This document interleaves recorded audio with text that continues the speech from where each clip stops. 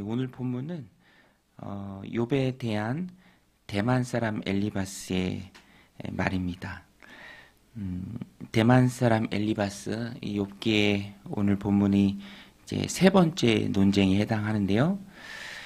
이런 모습을 보면 세 번씩이나 욥과 깊이 논쟁하면서 욥을 이렇게 책망조로 말하고 이런 말들로 또 욥을 괴롭게 하는 것을 보면 세 번씩이나 참 이 사람의 신념이라는 것이 완전한 것이 아님에도 불구하고 이제 거기에 푹 빠져 있을 때 쉽게 변하지 않는다라는 것을 깨달을 수 있습니다. 엘리바스 이제 세 번씩이나 욥과 논쟁하면서 욥이 잘못했다라고 생각하는 것을 자기 관점에서 지적하고 또 돌이킬 것을 촉구하죠. 엘리바스는 이렇게 행동하는 것은 자신의 의견을 넘어서 확신에 차 있기 때문입니다. 그래서 거듭 인정하지 않는 욥을 이제 오늘 본문에도 보면 참 거세게 공격하죠. 내용을 보면 이런 말들을 보면 잔인할이 많지 강하게 욥을 또 몰아붙입니다. 핵심은 그의 말의 핵심은 욥이 고난받을 만한 죄를 지었다.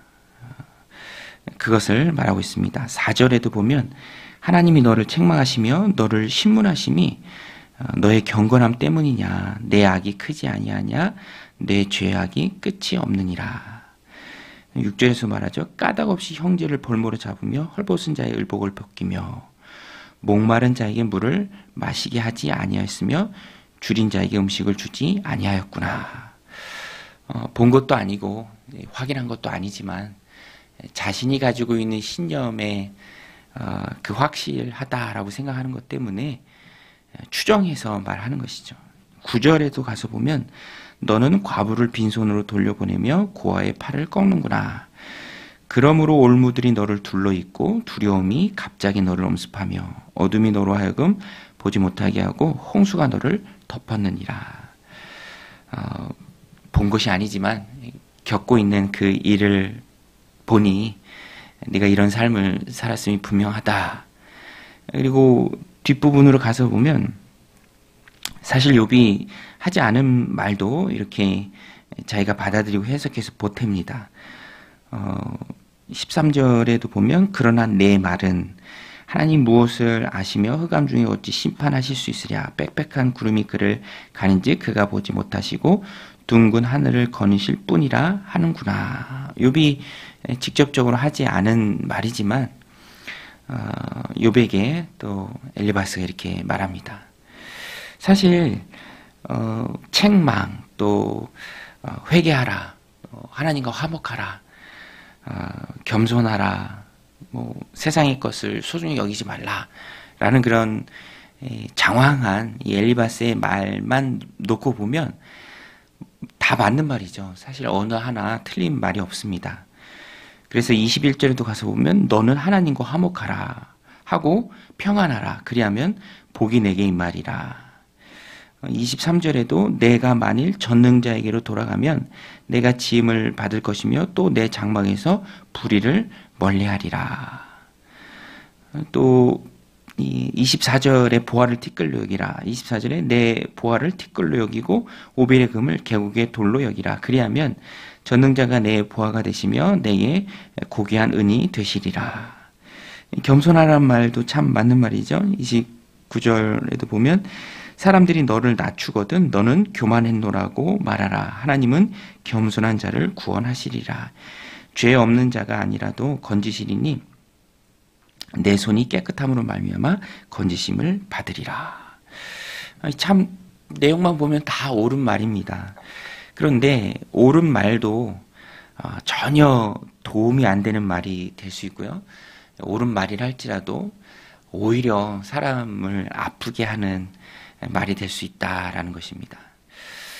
내가 꼭 맞다, 내 생각이 옳다라는 확신, 그것이 다른 사람에게 반작용으로 적용되어서 상처가 또 그 사람을 크게 억울하게 할 수도 있다라는 것을 굉장히 심도 있게 우리에게 알려주는 성경이 욥기입니다. 그래서 늘 오를 수 없죠. 사람이 늘 오를 수 없습니다. 기억에 왜곡이 생길 수도 있고요. 또 내가 확인하지 않은 것이기 때문에 거기에 내가 알지 못하는 어떤 변수가 생길 수도 있고요.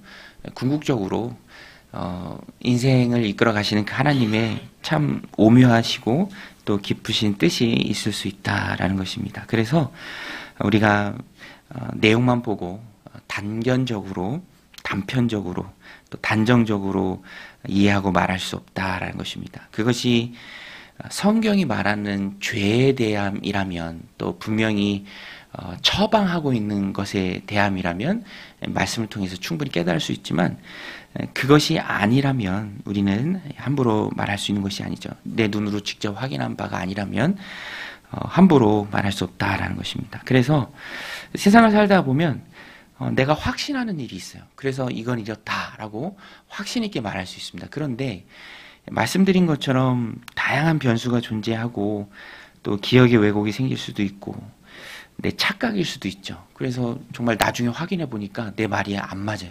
내가 착각했던 거예요. 왜곡된 기억이 사실이다라고 생각했을 때, 그것이 드러났을 때 민망한 경험을 하기도 하죠. 그래서 우리는 연약한 존재입니다. 우리의 마음이 이제 마음과 생각이 우리 행동을 결정하는데, 말을 결정하는데 그것이 온전치 못할 때가 참 많죠. 그래서 예레미야 선지자는 만물보다 거짓되고 심히 부패한 것이 마음이다. 누가 능히 이것을 알랴. 사람들이 다 모르고 또 넘기기도 한다라는 것입니다. 그래서 오늘 말씀 우리들 삶 가운데 적용할 때 나를 신뢰하지 말고, 우리는 연약하기에, 또 우리는 장래일을 알지 못하기에, 우리는 뭐 모든 것을 다 알지 못하기에 나를 신뢰하지 말고 주님께 맡기고 무엇을 어떻게 해야 할지 지혜를 구해야 합니다. 성령의 조명하심을 통해서 내가 연약한 마음을 극복하고 밝히 깨달을 수 있도록, 또 이런 말씀 보면 내가 누군가를 도울 수 있다라는 마음 자체도 잘 신중하게 다스려야 합니다. 내가 맞아, 내가 널 도울 수 있어, 그런 거 내가 다 경험했어, 내가 경험한 바에 의하면 이래, 그러니까 너는 내 말 듣고 따라야 돼 라는 마음이 들 때 한 번 더 생각해 볼 때 이런 상대방을 더 힘들게 하는 일을 피할 수 있다라는 것입니다. 친구들이 열심히 말하지만 그것이 오히려 욥에게는 더 큰 상처가 되는 것이죠. 다른 사람에게 오늘 엘리바스가 말하죠. 교만하다. 너 교만하다. 그런데 그렇게 말하기 이전에 저 사람이 교만한지, 혹은 그렇게 말하는 내가 교만한지 우리가 우리의 삶을 잘 돌아봐야 한다라는 것입니다. 맞는 말이 맞게 전달되도록 우리가 깊은 묵상으로 또 하나님께 맡기고, 또 하나님의 지혜와 또 능력을, 또 깨달음을 우리가 구하는 것이 먼저다라는 것입니다. 오늘 말씀 마음에 새기고 맞는 말이 또 맞게 적용될 수 있도록 하나님 앞에 기도로 지혜와 또 은혜와 능력을 구하고, 그것으로 주변을 돕고 또 세워나가는 저 여러분들이 다 되시기를 주님의 이름으로 간절히 축원드립니다. 우리 같이 말씀 붙들고 기도하며 나아가겠습니다. 하나님 아버지, 오늘